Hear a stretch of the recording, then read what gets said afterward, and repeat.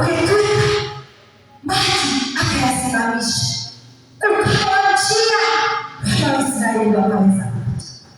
Anauliza, ni jambo gani lililo ngumu asiloweza kulifanya?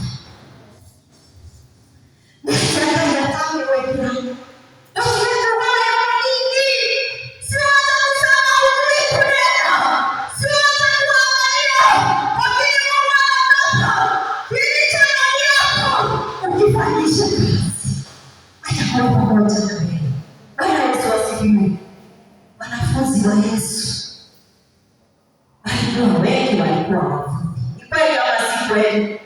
Hakuenda kuchagua ambao walikuwa na kitu. Kulikuwa na watu wenye walikuwa matajiri, na kulikuwa na watu walikuwa wanaonekana kuwa muonekano ndio wanafaa, lakini hakuwachagua hao. Aliwachagua wavuvi. Bwana Yesu asifiwe. Katika kitabu cha Matendo ya Mitume 4 basi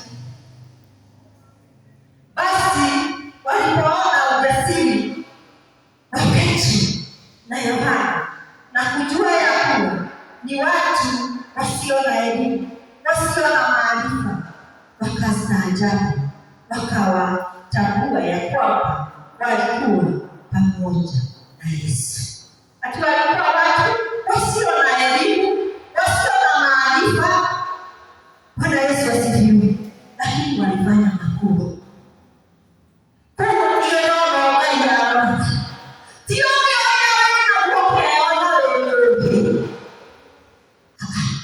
Mungu haangalii ndani yako.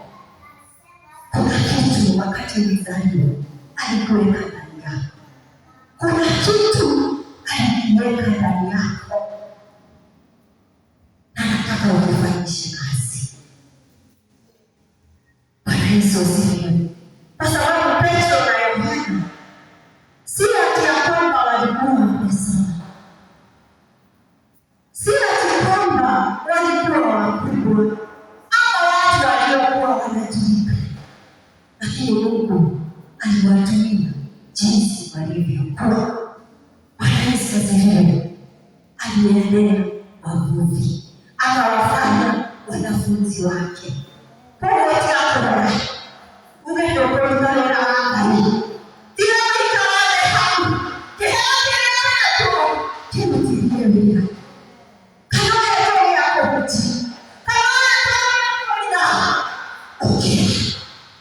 Nataka usimame. Wacha kujitumishi, wacha kukaa hapa. Bwana Yesu asifiwe. Tupate neno lingine katika kitabu cha Isaia 41 verse 14.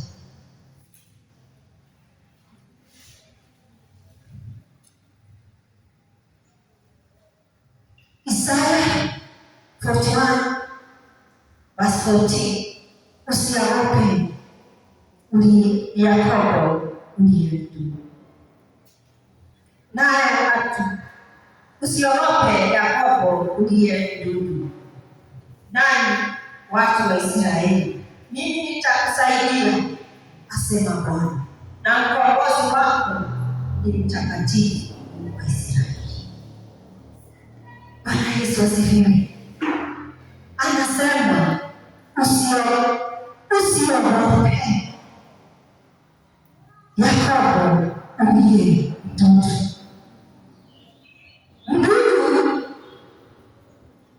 kama siafu unaweza kushika na uue ama umkanyage.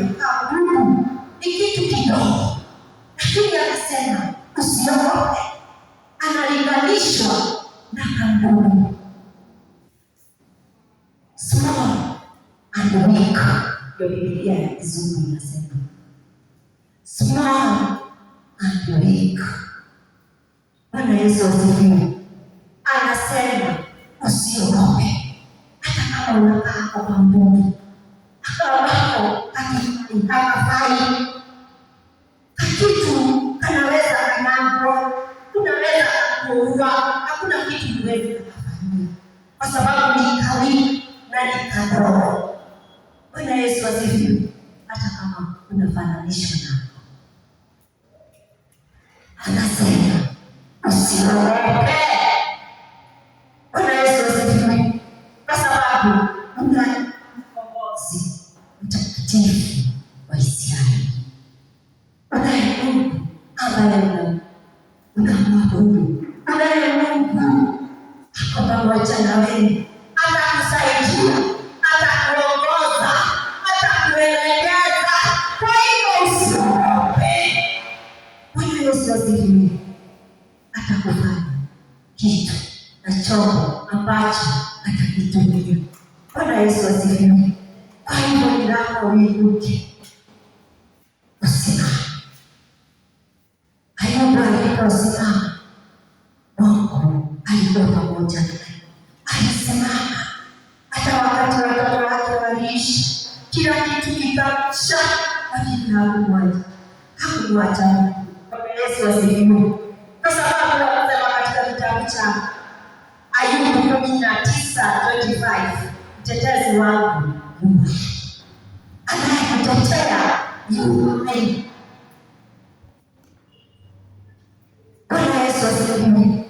Ayubu akasema mtetezi wangu yu hai. Kwa hivyo si wakati wako wa kuogopa, si wakati wako wa kukaa hapa. Inuka usimame, inuka usimame. Mungu ako pamoja na wewe, atakuongoza, atakuelekeza. Bwana Yesu asifiwe. Alienenda pamoja na Ibrahimu.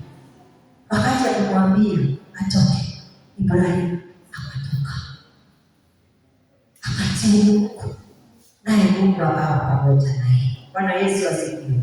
Kwa hivyo ni lako usimame, uvuke, mfanyie Mungu kazi. Mungu aweze